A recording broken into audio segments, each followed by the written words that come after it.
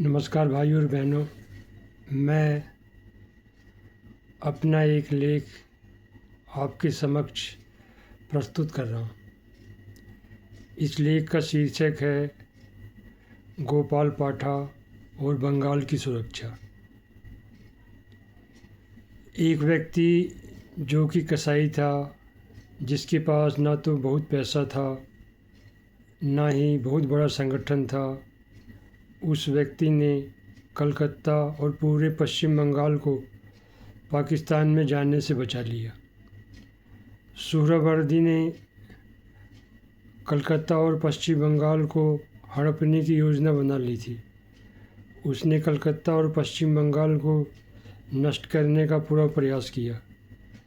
उसने कलकत्ता में दंगे करवाए। उसने कलकत्ता की डेमोग्राफी बदलने का पूरा प्रयास किया।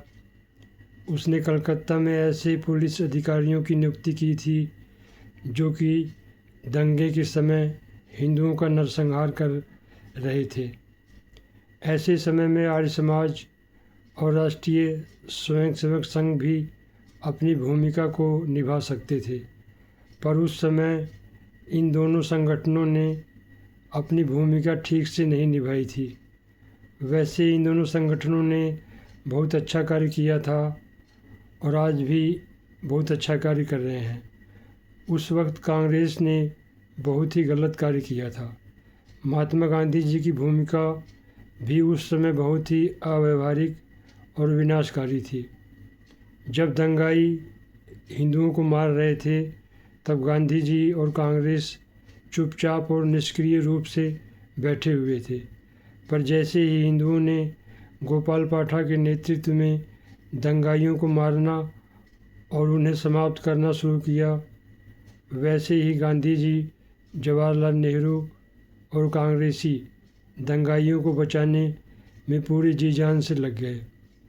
उस समय से जो तुष्टीकरण शुरू हुआ था, वह तुष्टीकरण 2014 तक चल रहा था और मोदी जी भी उस तुष्टीकरण को कुछ नए तरीके से चला रहे हैं आज भी। गोपाल पाठा को जो सम्मान मिलना चाहिए था, उन्हें वह सम्मान नहीं मिला।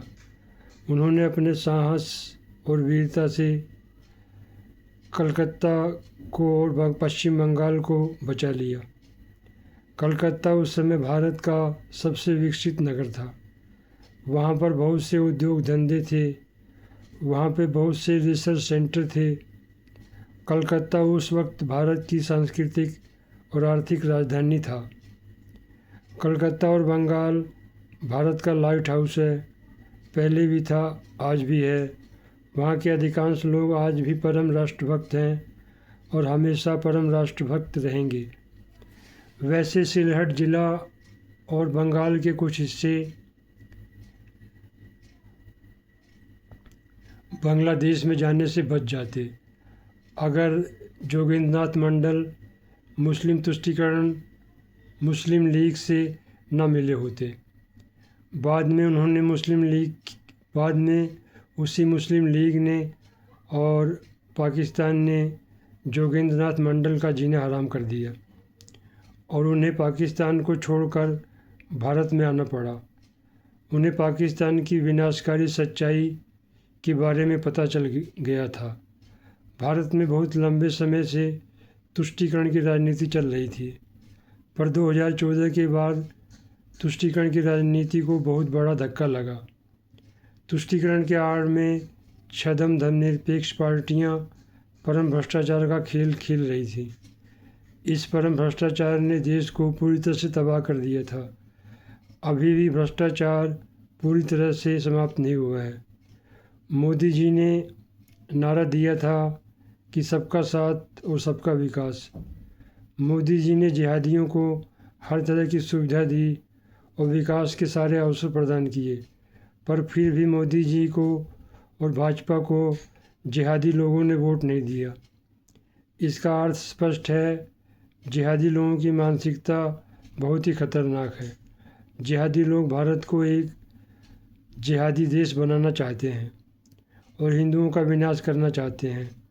जिहादी लोगों की मानसिकता वही थी जैसी मानसिकता सुहरावर्दी की थी। मुस्लिम लीग की थी और जिन्ना की थी। आज भी जिहादियों की मानसिकता वही है। जिहादियों को ठीक रास्ते पर लाने का तरीका है घर वापसी, यानी कि शुद्धिकरण।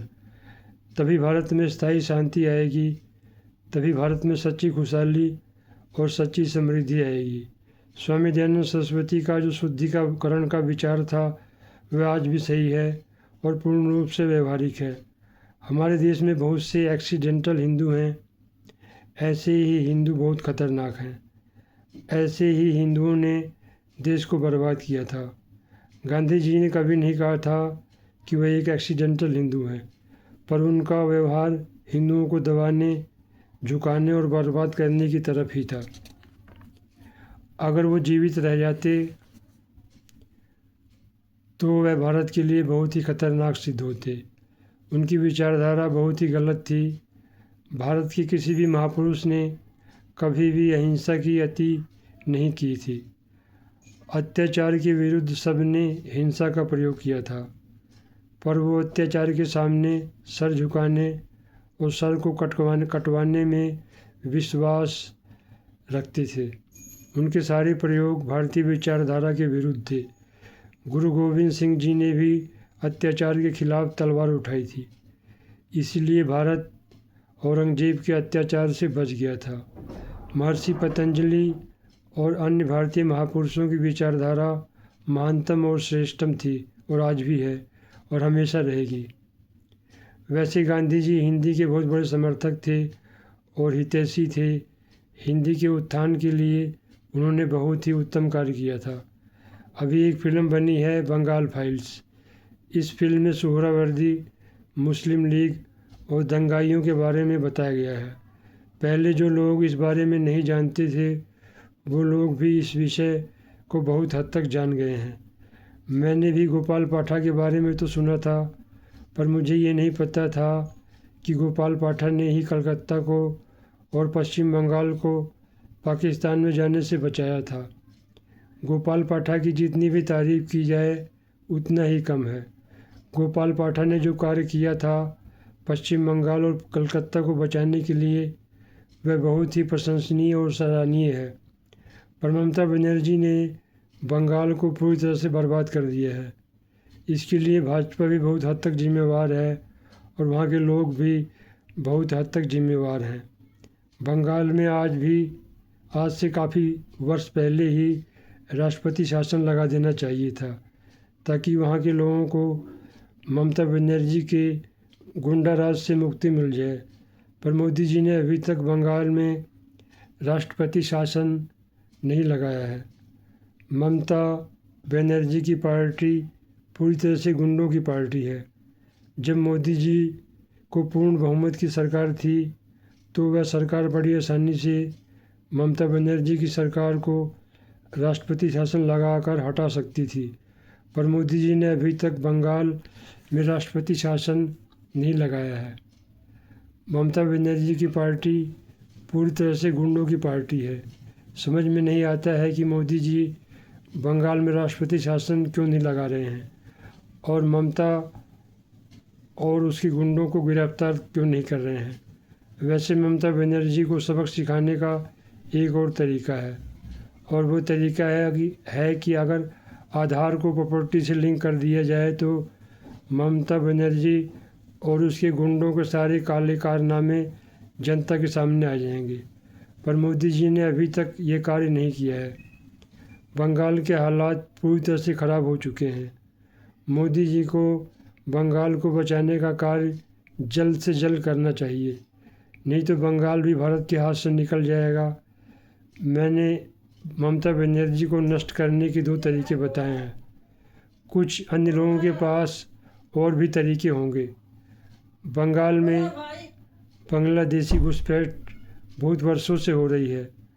मोदी जी ने अभी तक बांग्लादेशी घुसपैठियों को देश से बाहर नहीं निकाला है। यही सरकार की बहुत बड़ी विफलता है। मोदी जी ने अभी तक भारत और बांग्लादेश के बॉर्डर पर तारबंदी नहीं की है।